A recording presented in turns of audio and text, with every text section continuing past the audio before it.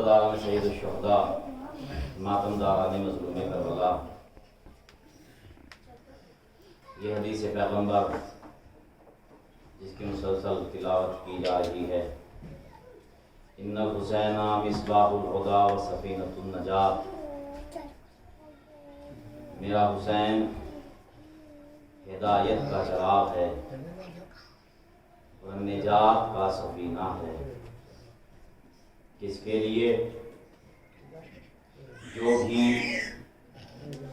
فرش ادا پر آئے گویا کہ وہ سفینہ حسین پر سوار ہو گیا۔ سفینے کو دور سے نہیں دیکھا جاتا، سفینے کی پوری تعریف ابھی اس سے پہلے کی مجالس میں آپ نے سماعت فرمائی۔ اگر کوئی یہ چاہے کہ ہم سفینے کو دور سے دیکھ کر نجات حاصل کر لیں گے تو یہ ناممکن ہے۔ اس سبب محمد والی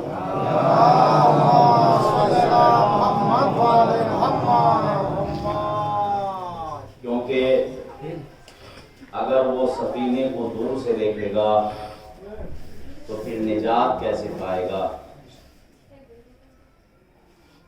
اس لیے کہ جناب نوح نے سفینہ بنایا۔ ابھی آپ نے تاریخ اس سے پہلے کی مجالس میں سماعت فرمائی کہ سفینے میں چرند پرند جتنے بھی اس وقت کی مخلوق تھی جناب نوح نے سوار کی۔ جناب نوح نے آواز لگائی، سب چلے آئے سفینے میں، اور کون نہیں آیا؟ جناب نوح کا بیٹا۔ جناب نوح نے کہا کہ سفینے میں چلے آؤ، تو بیٹے کی طرف سے یہی جواب آیا اور بیوی کی طرف سے کہ ہم نجات کے سفینے میں سوار نہیں ہوں گے۔ کہاں سیلاب آئے گا، پانی برسے گا، پانی کے علاوہ کچھ نظر نہیں آئے گا۔ تو ماں نے کہا ہم پہاڑ پر چلے جائیں گے، پہاڑ پر پناہ لے لیں گے۔ بیٹے نے بھی کہا ہم بھی اپنی ماں کے ساتھ چلے جائیں گے اور ماں کے ساتھ پناہ لے لیں گے پہاڑ پر۔ تو آپ نے دیکھا جب ایک نافرمان بیوی، توجہ کیجئے گا، ایک نافرمان بیوی، اور بیوی بھی کسی عام انسان کی نہیں، جناب نوح جیسے نبی کی بیوی، جب وہ سفینے کے مقابلے پر آتی ہے، نجات کے سفینے کے مقابلے پر آتی ہے، تو خود بھی ڈوبتی ہے، بیٹے کو بھی ڈبوتی ہے۔ تو اب اگر کوئی اس دنیا میں رہنے کے بعد حسین کے مقابلے پر آئے گا، چاہے وہ عورت ہو یا اس کا بیٹا ہو، جیسے جناب نوح کا نافرمان بیٹا اور نافرمان بیوی جناب نوح کے مقابلے پر آ گئی، تو عزیزان گرامی اللہ نے یہ قانون بنا دیا کہ جو حق کے مقابلے پر آئے گا وہ تباہ ہو جائے گا، برباد ہو جائے گا، نیست و نابود ہو جائے گا۔ تو اب مجھے کہنے دیجئے کہ جناب نوح حق کا سفینہ لے کر چلے، جب حق کے سفینے میں جو سوار ہو گیا نجات پا گیا، اور جو حق کے سفینے سے دور ہو گیا وہ غرق ہو گیا، برباد ہو گیا۔ ہم بھی تو یہ کہتے ہیں اے دنیا والوں، ارے دیکھو امام حسین علیہ السلام کا نام نامی اسم گرامی اسی طریقے سے ہے۔ حدیث آپ کے سامنے ہے کہ دیکھو میرا حسین کشتی نجات ہے، جو میرے حسین کے ذکر میں آ گیا اس کی نجات ہو گئی، جو ان کے ذکر سے دور ہو گیا وہ ڈوب جائے گا۔ صلوات میں محمد والے محمد۔ جیسے جناب نوح کا بیٹا اور جناب نوح کی بیوی نافرمان تھی، تو اللہ نے یہ قانون بنا دیا اس ہی زمانے میں کہ اگر کوئی نبی کی بیوی نافرمان ہوگی، توجہ کیجئے گا، نافرمان ہوگی، نہ اسے پہاڑ بچائے گا، نہ اسے کسی نبی کی بدن بچائے گی۔ عزیزان گرامی تو مجھے کہنے دیجئے، جب نبی کے مقابلے میں جناب نوح کے مقابلے میں آنے والی ان کی بیوی نہ بچ سکی، تو اگر کوئی علی کے مقابلے میں آ جائے وہ کیسے بچ پائے گا؟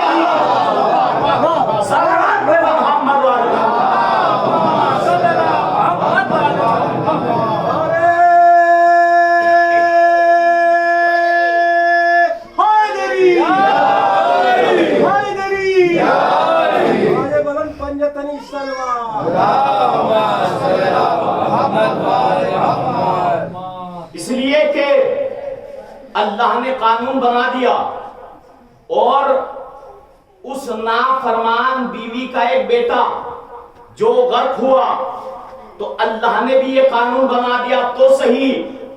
اب اگر کوئی آ جائے اور زبردستی، میں بہت محتاط ہو کر لفظوں کو ادا کر رہا ہوں، محمد مصطفیٰ کے پاس آئے اور کہے محمد مصطفیٰ اسے قبول کر لیجئے، توجہ کیجئے گا تاریخ آپ کے سامنے ہے، اے محمد مصطفیٰ اسے قبول کر لیجئے، تو محمد مصطفیٰ قبول کر لیتے ہیں. لیکن محمد مصطفیٰ بھی ان سب کی نیتوں سے واقف ہے، اللہ بھی ان سب کی نیتوں سے واقف ہے. اللہ نے پہلے ہی ایک نبی کی بیوی کو اولاد دے کر بتا دیا کہ اگر کوئی نبی کی نافرمان بیوی ہوتی ہے تو وہ خود بھی ڈوبتی ہے اور اپنی اولاد کو بھی ڈبوتی ہے. تو اللہ نے بتا دیا کہ دیکھو اگر کوئی بیوی نبی کے مقابلے پر آ جائے گی وہ آ تو سکتی ہے، اولاد نہیں پائے گی. صلوات میں محمد و آل محمد. کیوں اللہ کو بھی معلوم ہے، رسول اللہ کو بھی معلوم ہے، اس لیے کہ اللہ نے پہلے ہی ایک نبی کی نافرمان بیوی کو اولاد دے کر دیکھ لیا کہ جب یہ خود ڈوب جاتی ہے تو اسی طریقے سے اپنی اولاد کو ڈبو دیتی ہے.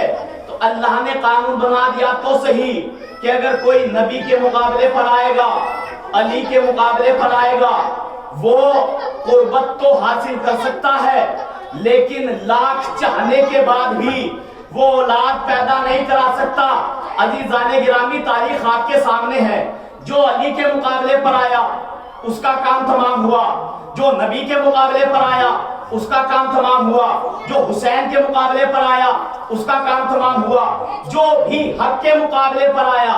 اس لیے کہ اللہ نے قرآن مجید میں ارشاد فرمایا بسم اللہ الرحمن الرحیم وَقُلْ جَاءَ الْحَقُّ وَزَهَقَ الْبَاطِلُ إِنَّ الْبَاطِلَ كَانَ زَهُوقًا. حق آ گیا، باطل مٹ گیا، بے شک باطل کا کام ہی ہے مٹ جانا.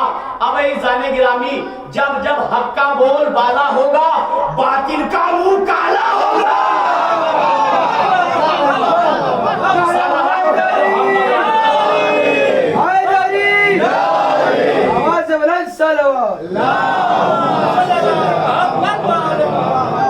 جب جب حق کا بول بالا ہوگا باطل کا منہ کالا ہوگا. اب عزیزان گرامی کوئی بھی حق کے مقابلے پر آئے، فرعون موسیٰ کے مقابلے پر آیا، اس وقت فرعون باطل کے مقابلے پر باطل پرست تھا اور جناب موسیٰ حق کا پروانہ لے کر حق کا پرچم لے کر آئے. لیکن کیا ہوا، جس طریقے سے جناب نوح کی بیوی اور بیٹا غرق ہوا اسی طریقے سے فرعون کا بھی کام تمام ہوا. عزیزان گرامی کیوں؟ اس نے یہ چاہا کہ حق کے پرچم کو نیچا کر دیا جائے، حق کو مٹا دیا جائے. اب اللہ نے بھی شروع ہی سے یہ قانون بنا دیا کہ جو حق کے مقابلے پر آئے گا چاہے وہ اپنے دور کا کتنا ہی بڑا بد نفس اور بد ذات کیوں نہ ہو، اللہ اسے اسی دنیا میں ذلیل بھی کرے گا، رسوا بھی کرے گا، ڈبو کر بھی دکھائے گا تاکہ دنیا والے ان سے وہ پیغام حاصل کرے. ارے جب بڑے بڑے بڑے ان کے مقابلے پر آ کر نہ ٹک سکے تو ان کی اولادیں اگر آج شیعوں کے مقابلے پر آ جائے گی کیا ٹک پائے گی؟ صلوات پر محمد و آل محمد. نہیں ٹک سکتے. آخری بات بابر احمد تمام وقت مسائل کے لیے.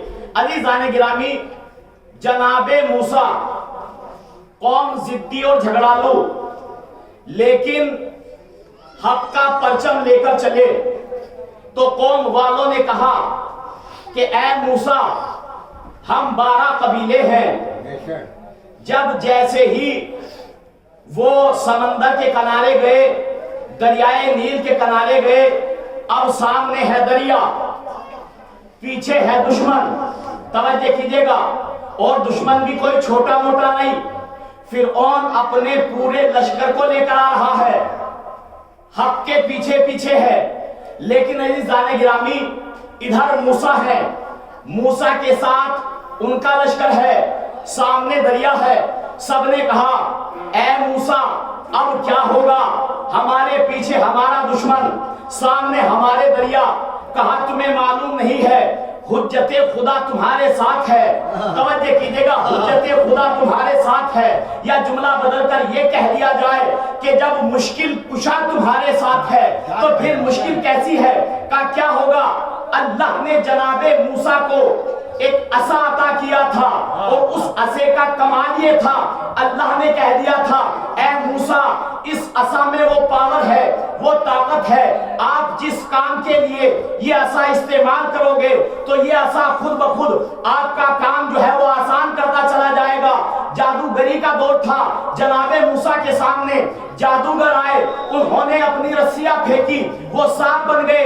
اللہ نے کہا اے موسیٰ گھبراتے کیوں ہو، اپنا عصا پھینکو، یہ بھی اژدہا بن کے ان کے تمام سانپوں کو کھا جائے گا۔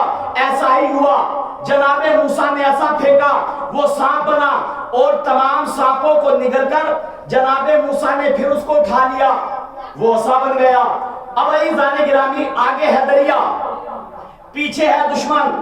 اب جناب موسیٰ کے لشکر والوں نے کہا کہ اب ہمیں دریا پار کرنا ہے۔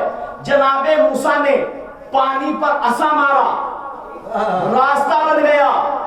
سب نے کہا اے موسیٰ ہم 12 قبیلے ہیں، ہم یہ چاہتے ہیں کہ ہمارے لیے 12 راستے بنائے جائیں۔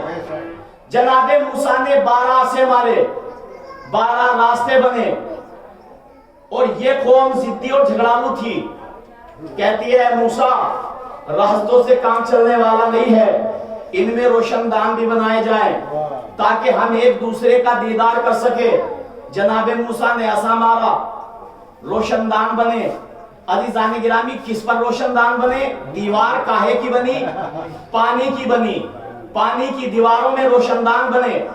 اب تاریخ میں یہ ہے، اور یہ پوری تفسیر قرآن میں موجود ہے، کہ جب 12 راستے بن گئے تو جناب موسیٰ کے ماننے والے، چاہنے والے، جناب موسیٰ کے امتی جناب موسیٰ کے پیچھے پیچھے چلے۔ عزیزان گرامی ادھر موسیٰ کا آخری آدمی اس راستے سے دریا سے پار ہوا، ادھر فرعون کا آخری آدمی دریا کے پار ہوا۔ عزیزان گرامی فرعون کون تھا؟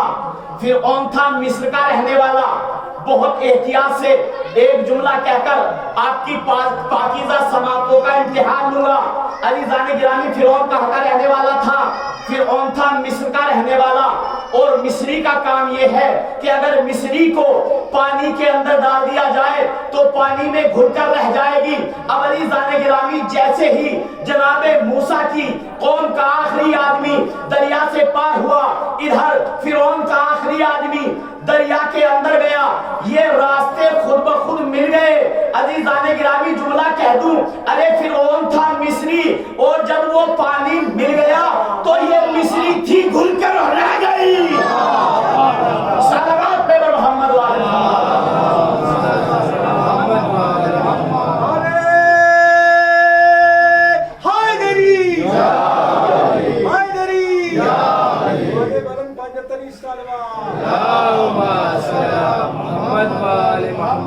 فرعون مصری تھا، اور اگر کوئی مصری پانی کے اندر ڈال دی جائے تو پھر پتہ نہیں چلے گا کہ وہ مصری ہے کہاں۔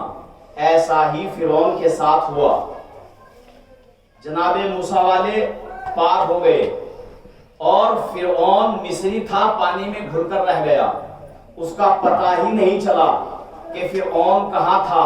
تو دیکھا آپ نے اگر کوئی حق کے مقابلے پر آئے اور آنے کے بعد حق کے پرچم کو جھکانا چاہے، حق کو مٹانا چاہے، وہ خود مٹ سکتا ہے، نہ حق کے پرچم کو جھکا سکتا ہے اور نہ مٹا سکتا ہے۔ عزیزان گرامی بس میں نے ختم کیا، آپ کی باب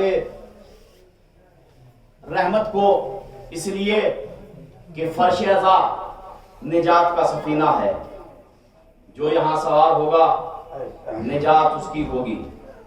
اور اگر کوئی یہ چاہے کہ ہم دور سے دیکھ کر نجات حاصل کر لیں گے، تو میرے عزیزو سب سے پہلے تو میں اپنے خود کی بات کروں، میرا عقیدہ یہ ہے، آپ سب کا عقیدہ یہ ہے کہ جس گھر میں، جس جگہ، جس عزا خانے میں فرش عزا بچھ جاتا ہے، وہاں کوئی آئے نہ آئے، مادر حسین شہزادی فاطمۃ الزہرا تشریف لے کر آتی ہے، اور ہمارا چوتھا امام فرش عزا پر تشریف لے کر آتا ہے۔ روایت کے جملے یہ نہ ہوتے میں نہ پڑھتا، ہم تو فرش عزا پر آ کر بیٹھتے ہیں، لیکن روایت میں یہ ہے، آپ کو معلوم ہے آپ کا چوتھا امام کہاں بیٹھتا ہے؟ جہاں عزادار اپنی جوتیاں اتارا کرتے ہیں، آپ کا چوتھا امام وہاں آ کر بیٹھ جاتا ہے۔ اگر آپ کو اسی مجلس کے اندر آپ کا امام نظر آئے، ہر شیعہ یہی کہے گا، یا امام ہمیں معاف کر دیجئے، فرش عزا پر آ جائیے۔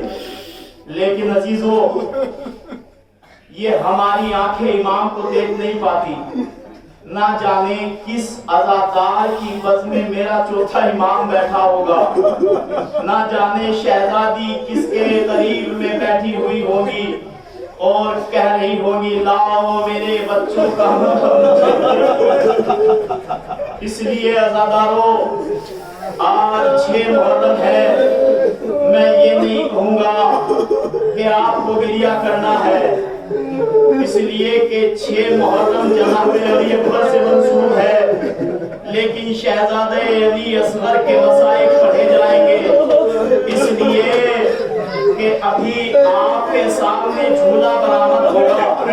عزاداروں، اصغر کا ماتم کرنا اس لیے ضروری اور لازمی ہے، اصغر کو پرسا دینا اس لیے ضروری اور لازمی ہے، کیونکہ اصغر ہے رباب کا بیٹا، اور رباب اس بی بی کا نام ہے کربلا کے میدان میں جس کی ماں بھی اجڑ گئی، جس کی گود بھی اجڑ گئی۔ جزاکم اللہ خیر الجزا، اللہ کی آوازوں پر رحمت نازل کرے۔ ہاں میرے عزیزوں، میری ماں اور بہنوں، آپ کی اولاد سلامت رہے، نہیں سلامت رہا تو رباب کا علی اصغر، رباب کا علی اصغر، علی اصغر کی عمر کیا ہے؟ 6 مہینے۔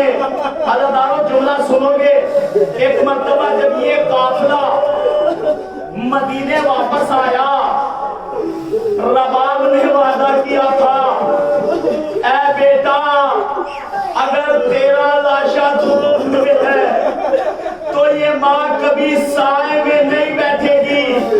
عزاداروں قافلہ آ گیا، رباب دھوپ میں بیٹھی رہی۔ سید سجاد نے کہا کہ آپ کب تک دھوپ میں بیٹھے گی؟ کہا بیٹا، بیٹا بن کے کہتے رہنا، امام بن امام بن کر حکم نہ دینا۔ کہا اس لیے، ارے کس ماں سے یہ گوارا ہو سکتا ہے اس کے بیٹے کا لاشا دھوپ میں رہے، اس کے بیٹے کی قبر دھوپ میں رہے اور میں سائے میں چلی جاؤں۔ جزاکم اللہ خیر الجزا۔ عزاداروں، وہ وقت بھی آیا، امام حسین نے دائیں دیکھا، بائیں دیکھا، کوئی نہیں ہے۔ امام حسین میدان میں گئے، میدان میں جانے کے بعد استغاثہ بلند کیا، حل من ناصری ینصرنا، ہے کوئی جو میری مدد کے لیے آئے؟ جھولا بھی آپ کے سامنے آئے گا نا۔ عزاداروں، علی اصغر نے 6 مہینے کے علی اصغر نے اپنے آپ کو جھولے سے گرایا. ارے ابھی امام زندہ ہے. بیویوں نے ماتم کرنا شروع کیا, بیویوں نے ماتم کرنا شروع کیا. ہوا حسینہ, ہوا حسینہ کی سرائے بلند ہوئی. ایک مرتبہ امام حسین آئے اور کہا میری زندگی میں خیموں میں ماتم کیسا ہے. زینب نے کہا اے بھیا آپ نے اس سے راضا بلند کیا. علی اصغر نے جھولے سے گرا دیا. کہا ہاں ہاں ہم جانتے ہیں علی اصغر کیا چاہتا ہے. ادادارو سنیے گا, جتنا مساف کر سکتے ہیں کریے گا. جھولتے جھولتے اصغر کو خیال آیا ہے آپ کے سامنے بیت کا سوال آیا ہے. 6 مہینے کے مجاہد کو جلال آیا ہے. آستین ان کے ٹوٹے بالوں کا لال آیا ہے. ارے ایسے شعلے میرے ہونٹوں سے نکل جائیں گے. ارے موت تو موت ہے پر نکل جائیں گے. جزاک اللہ خیر اللہ. اللہ مجھے دادا دے علی اصغر کے مسائل پر کہوں. اللہ تعالیٰ امام حسین نے علی اصغر کو اپنے ہاتھوں پر لیا, میدان میں لے کر چلے. ابا کا دامن علی اصغر کے اوپر ڈالا. فوجیں اشقیاء یہ سوچ رہی ہے حسین ابا کے دامن میں قرآن لے کر آ رہے ہیں. حسین ہمیں قرآن کا واسطہ دیں گے, ہم سے سوال آپ کریں گے. لیکن عزادارو امام حسین قرآن تو لے کر نہیں آئے, قرآن کا ایک چھوٹا سا پارا لے کر آئے. اب جو امام حسین نے ارے ابا کے دامن کو ہٹایا تو کیا دیکھا, ایک چھوٹا سا بچہ ہے. عزادارو امام حسین نے جناب علی اصغر کو جلتی ہوئی زمین پر لٹایا اور ایک جملہ کہا اے دشمنوں یہ بتاؤ اگر تمہاری نظر میں خطاوار ہوں اس 6 مہینے کے بچے نے تمہارا کیا بگاڑا ہے. عزادارو کسی سے کچھ نہ بنی. ایک مرتبہ امام علی اصغر کی طرف مخاطب ہوئے, اے میرے بیٹا علی اصغر تم حجت خدا کے بیٹے ہو, بیٹا اپنی حجت کو تمام کرو. عزادارو علی اصغر نے اپنے سوکھے ہوئے ہونٹوں کو کمان بنایا, اپنی زبان کو تیر بنایا. اب علی اصغر نے اپنے سوکھے ہوئے ہونٹوں پر جب زبان پھیرنا شروع کی, فوجیں اشقیاء منہ پھیر کر رونے لگی. ایک مرتبہ کسرے ساتھ کی آواز آئی, اے حرملا حسین کے کلام کو پتا کر. عزادارو حرملا کون ہے؟